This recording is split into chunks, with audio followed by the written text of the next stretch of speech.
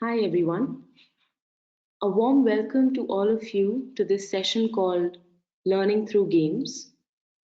This is the second session of a series made to bring you closer to nature from within your homes.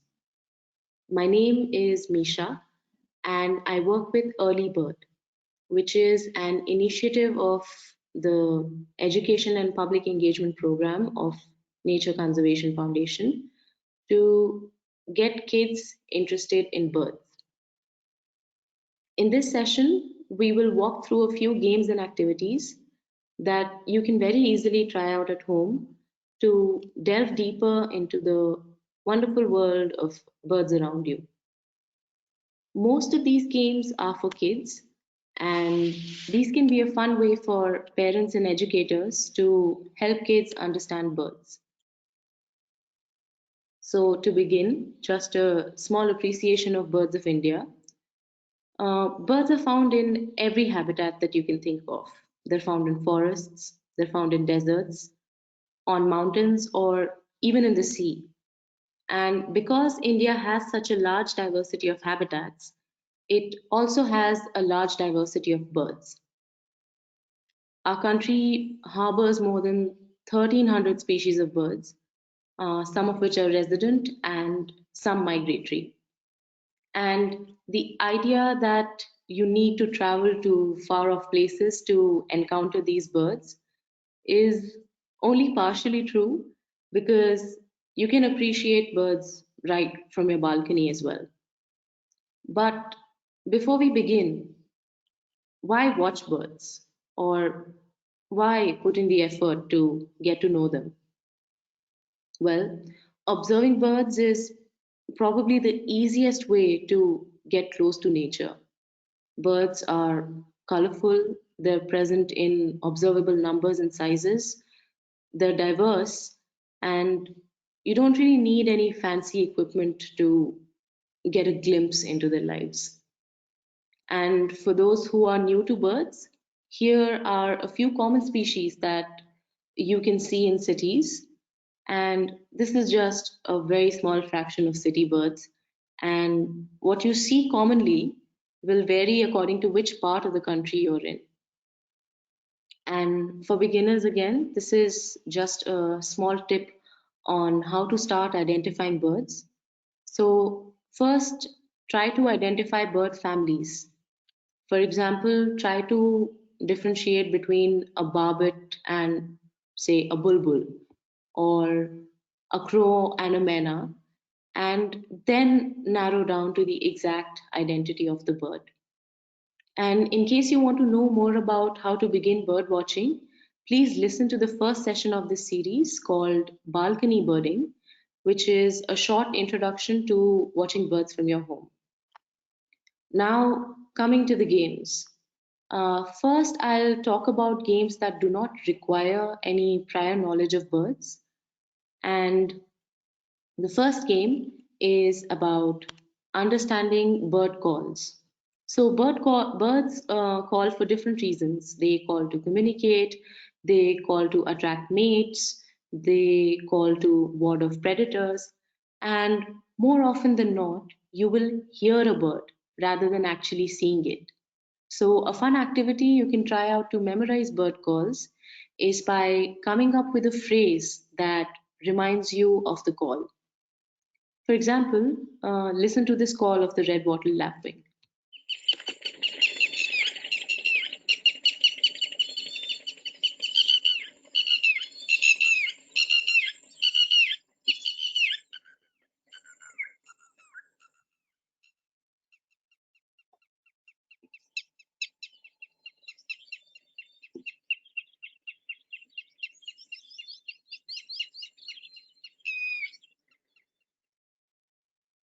So, doesn't it sound as if it's saying, did you do it? Did you do it?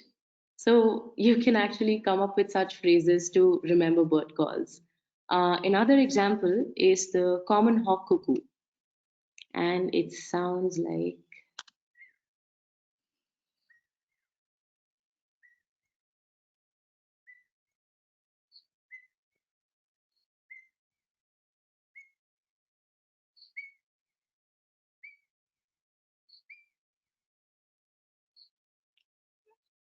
So, this bird is also called the brain fever bird because its call sounds as if it's saying brain fever.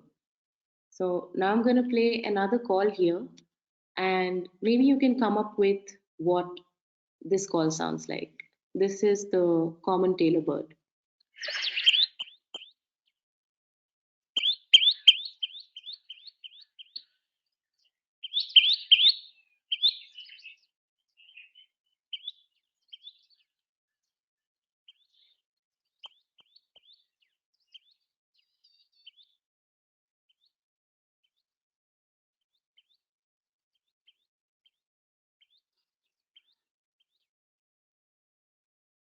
So, try to think of a phrase that reminds you of this bird's call.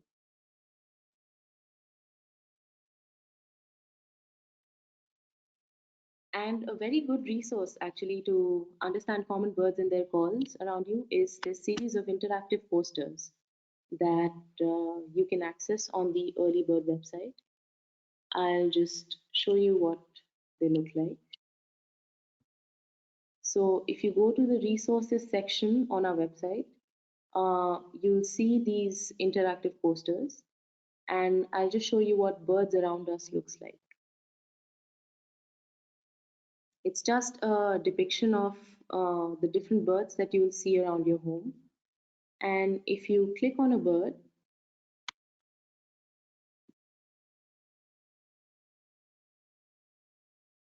it will pop up with a short description along with the call of the bird.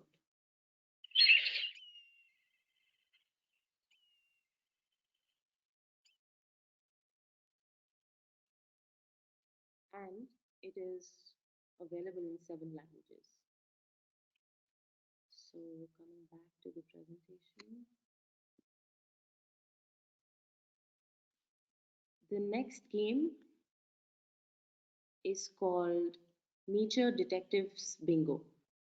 It's essentially a sheet with grids on it, and each grid contains a feature related to birds. So you just have to print it out and go out in your balcony or terrace and try to observe whatever is mentioned in these grids. And the objective of the game is to find any four in a column or a row. And you can download this game from the Early Bird website. And the interesting part about it is that you can create grids of your own as well.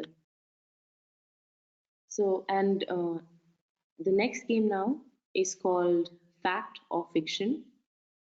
Uh, this is a game that parents can try out at home with their kids, or teachers can try out in their classroom. So you essentially demarcate the room into two parts. One part is the fact side, and the other is the fiction side. And you read out a statement about birds, and the participants have to run to either side depending on whether they think that that statement is fact or fiction. For example, you can say that all birds fly, and we all know that that's fiction because there are a lot of flightless birds like penguins or ostrich. And a video of how this game is played is the link to the video is given in the description box below. Now, the next game is called the Bird Survivor and Life Cycle game. This game requires a group and a conductor, and it teaches you how tough it is to survive as a bird. And this game has 6 rounds, each corresponding to the life cycle stages of birds. And to begin with, all the team members have to stand at the starting point side by side. And in each round, each team picks up a card. And the cards look somewhat like this. They have different scenarios on them. For example, in the migration round, there will be 5 different scenarios related to migration. Depending on whether the scenario is good or bad for the bird, you either move ahead or you move back. And the aim of the game is to make it through the entire life cycle of the bird. You can find this game as well on the Early Bird website. The next game is called the memory game. And this requires the early bird flashcards. And unfortunately, these cards cannot be shipped during the lockdown. So for now, those who own a set can try this out. You can play this game individually or as teams. You essentially just have to lay down the cards with the bird picture facing up. And when your turn comes, you have to pick a pair of cards that have birds whose food or habitat matches. And the team with the most number of matches wins. And a tutorial of how to play this game is available on YouTube on the NCF channel, along with a few other games that you can try out using these cards. This next game is not specific to birds. It's called Hidden Housemates, and it is specifically designed to engage with different creatures that we can find in and around our homes. So each of these grids comes with a set of resources which have more information about these creatures. You can find it on the NCF website. The next is a set of online games on the Cornell Lab of Ornithology's website.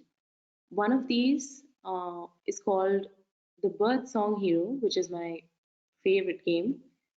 It essentially helps you visualize a bird's call. So, to begin with, it takes you through a short tutorial on how to understand a spectrogram, and then there's a game where you have to match the bird's call with the correct spectrogram. It sounds daunting at first glance, but you will definitely understand it once you try it out. Now, coming to games that require a bit of knowledge about birds, the first game is called 20 Questions, and you might have already played it using names of celebrities.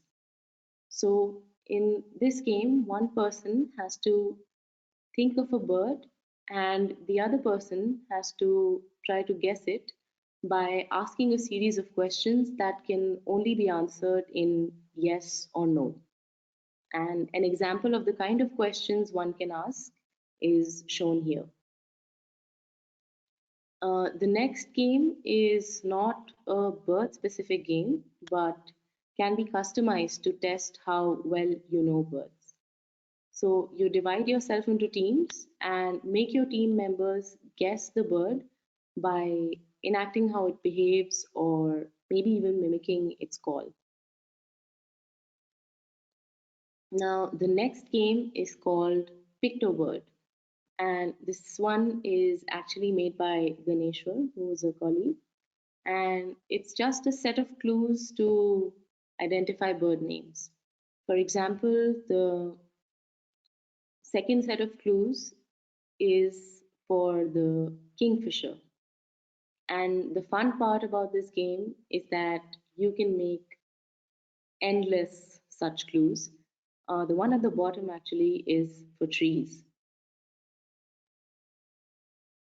So that's the set of games uh, that I walked you through. And it won't really take much time to reach from beginner to advanced. And once you've reached advanced, you can try out these two activities that I'll talk about to gain a much deeper understanding of bird communities around you. So, this first activity is inspired from something a friend of mine tried out with a few school kids. And for this activity, you have to watch birds from your balcony or from your terrace for 15 to 20 minutes every day. And after a few days, when you feel you have counted enough birds, you make a list of all the birds and write down the total number of individuals of each birds observed from all the lists that you've made so far. and then arrange these birds on the basis of decreasing order of number of individuals observed. And then you create a graph that looks something like this. On the y-axis will be the number of bird individuals, and on the x-axis will be the individual bird species names. And then you can repeat this activity for over a week, a month, or maybe even a year. And if you continue this activity over a year, you can actually see changes on the basis of season. If any bird abundances change in from summer to winters, are there any birds that you found only in winters? And then you can also compare notes with your friends from other parts of the city or from other parts of the country. This next activity is called Birds and Noise, and this was actually tried out by a colleague, Dr. Suhail Kader, and he tried it with his 12-year-old daughter. So, as we all know, 22nd March was the nationwide lockdown, and this project was designed to understand whether bird activity increased during the lockdown day because of decreased ambient noise since everyone was locked indoors. So, what they did was that they chose a spot at their home from where they recorded ambient noise through a mobile app and made a bird checklist along with it. And this was repeated every hour from 7 a.m. to 9 p.m. for 2 days. One day being quote unquote a normal day, which was Saturday, and the other being the lockdown day with lesser ambient noise. And then they plotted noise levels and the number of species recorded on both the days during different times. And as you can see on these graphs on the left, they observed more birds in almost every checklist on Sunday, which was the day of the lockdown. So maybe this can be tried out again once we know when the lockdown clears. So with that, we come to the end of this session. Here are some resources to help you know more about birds. And all the links that were mentioned in this session are in the description box below. For future updates, please follow us on Instagram, Twitter, and Facebook. We're called Early Bird India. And thank you for watching. Do take a look at the other sessions and stay tuned for more.